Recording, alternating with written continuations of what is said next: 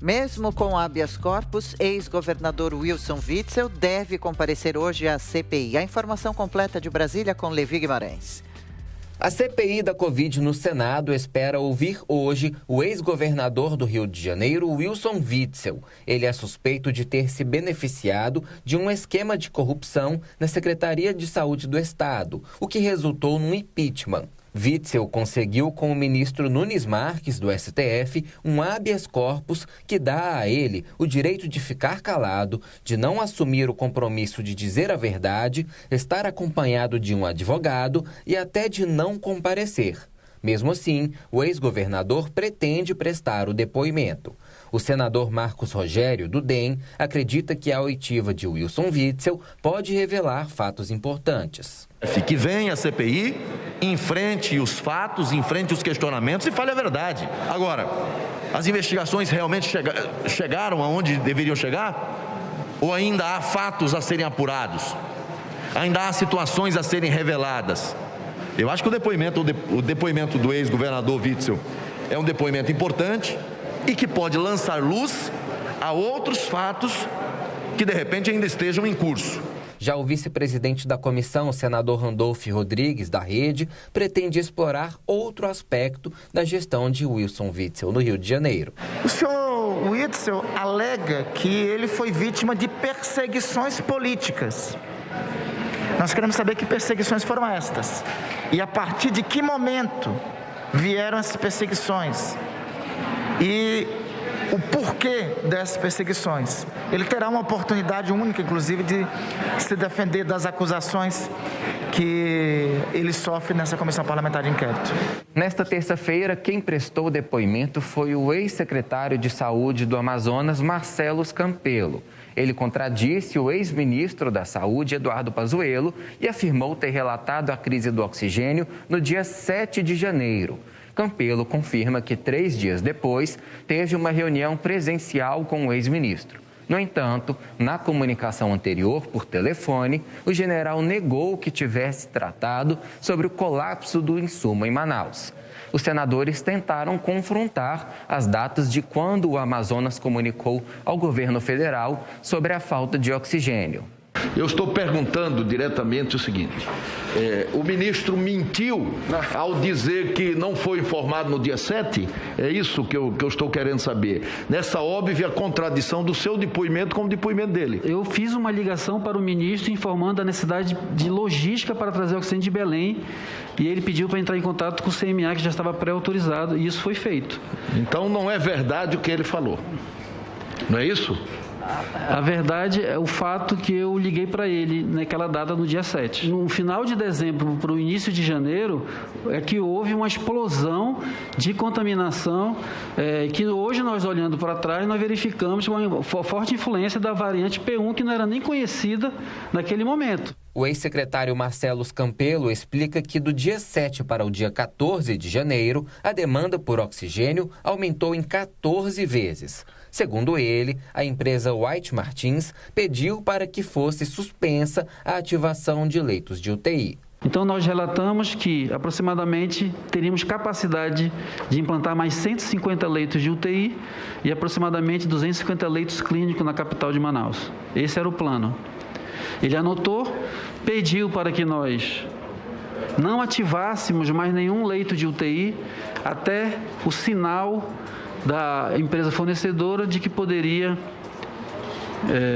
ter segurança para a ampliação do fornecimento de oxigênio. O ex-secretário destaca que a rede do Amazonas ficou completamente sem receber oxigênio por 2 dias, 14 e 15 de janeiro de 2021. Sobre os repasses federais ao Estado, Marcelo Campelo detalha que todos os recursos foram aplicados. Nós aplicamos na contratação de recursos humanos. Na segunda alça epidêmica, nós contratamos mais de 2.000 profissionais de saúde em diversas especialidades para contratar. Adquirimos muito medicamento para o tratamento de pacientes, principalmente o kit intubação e outros medicamentos. Compramos outros insumos para a rede, compramos equipamentos, ampliamos a rede, enfim, foi todo utilizado no que preconiza a utilização do recurso Covid. No fim de 2020, o governo federal enviou 470 milhões de reais ao Estado. Desses, 115 milhões foram empenhados no combate à Covid. Segundo o ex-secretário, também foram entregues 80 respiradores a Manaus em 2020, sendo que 10 eram de uso veterinário. Marcelo Campelo relatou ainda que a secretária do Ministério da Saúde, Mayra Pinheiro, esteve em Manaus em janeiro para defender o tratamento precoce, contrariando o que disse a médica em seu depoimento. Dia 4 de janeiro, recebemos a secretária Mayra Pinheiro. Na primeira reunião, pela manhã, 8 horas, no auditório do Hospital Delfino Aziz, vimos uma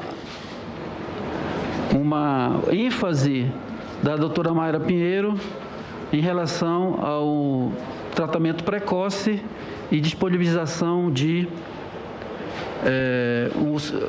relatando um novo sistema que poderia ser utilizado e que seria apresentado oportunamente, chamava-se o Tratkov. O ex-secretário de Saúde do Amazonas pediu exoneração do cargo após ser preso pela Polícia Federal no início do mês. Investigado por fraudes em contratação de hospital de campanha, Marcelo Campelo foi solto 5 dias depois. Enquanto isso, os senadores seguem acompanhando a situação do empresário Carlos Wizard, que tem o depoimento marcado para amanhã. A informação é que ele está nos Estados Unidos. A defesa de Wizard pediu para que a oitiva fosse virtual, o que não foi bem recebido pela maioria dos membros da CPI. Logo na abertura da sessão, o presidente da comissão, senador Omar Aziz, do PSD, disse que pode recorrer à polícia para que o empresário compareça. Que aqueles que forem regularmente intimados e se negarem a comparecer para depor perante essa CPI, terão a sua intimação solicitada ao juiz criminal da localidade em que reside ou se encontrem nos termos do artigo 218 e 219 do Código de Processo Penal, ou determinar que seja conduzida por oficial de justiça, o qual poderá solicitar o auxílio da força pública. Em outro momento, Omar Aziz cutucou Jair Bolsonaro ao citar a reunião do presidente com um representante da Pfizer no início dessa semana. E é um grande avanço do presidente, é um grande avanço. Olha como a CPI está funcionando e aqueles que acham que não está. O presidente fazendo um apelo à Pfizer ontem para antecipar as doses. Antes da CPI não queriam nem ouvir falar. Nem responder uma correspondência era feito, agora não. A CPI recorreu da decisão do Supremo Tribunal Federal que permitiu ao governador do Amazonas, Wilson Lima, não comparecer ao depoimento marcado para a semana passada. Por meio da advocacia do Senado, Omar Aziz afirma que o comparecimento é um ato de prestação de contas e um dever político perante o Congresso Nacional. Senadores temem que outros governadores sigam o exemplo de Wilson Lima. De Brasília, Levi Guimarães. Desde que eu fiquei sabendo aí da convocação do ex-governador do Rio de Janeiro para a CPI, eu fiquei intrigado com isso. O que a gente pode esperar, né? A CPI diz aí que busca a verdade, mas a gente sabe que busca um culpado, e o ex-governador do Rio de Janeiro só tem uma coisa a oferecer à CPI: ressentimento. E pela fala do senador Randolfo Rodrigues, dá para ver que a oposição sabe disso e vai apostar nesse ressentimento do Wilson Witzel em relação ao presidente Jair Bolsonaro e deve explorar esse sentimento do ex-governador. A CPI é uma grande arma da minoria no Congresso Nacional e funciona bem quando é real e existem fatos a serem investigados que possam mudar essa condição. Só que esta CPI da pandemia se transformou em arma da maioria. Foi armada ali uma maioria contra o governo, contra o presidente Jair Bolsonaro. E tem até nome, G7, os dominadores da CPI.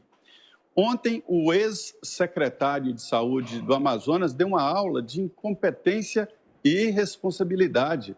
Ele foi avisado, existem documentos na CPI, em julho, de que a fornecedora de oxigênio não teria como aumentar a cota que não foi pedida. Não foi pedida uma nova cota. e a própria fornecedora dizia: o consumo está aumentando e eu não tenho como aumentar o fornecimento, até porque contratualmente ela não era obrigada. Isso em julho. E ele disse que foi surpreendido em novembro. O que há de comum do Campelo e Wilson Witzel, o ex-secretário e o ex-governador, é que eles foram pegos pela justiça antes do cumprimento do mandato. Antes a gente via ex-governadores sendo acusados, o crime quase extinto, agora não. Antes de gastar o dinheiro, antes de apagar as provas, os bandidos de dinheiro público estão sendo pegos porque existe uma ação contra a corrupção. Wilson Witzel, como no caso do ex-secretário Marcelo Campelo, vai apanhar da esquerda, da direita, de centro, de governistas e de oposição. Ninguém para defendê-lo, a não ser que ele destile esse ódio, esta raiva do presidente Jair Bolsonaro e dos filhos do presidente, que agora são desafetos políticos dele por essa curta passagem na política do Rio de Janeiro.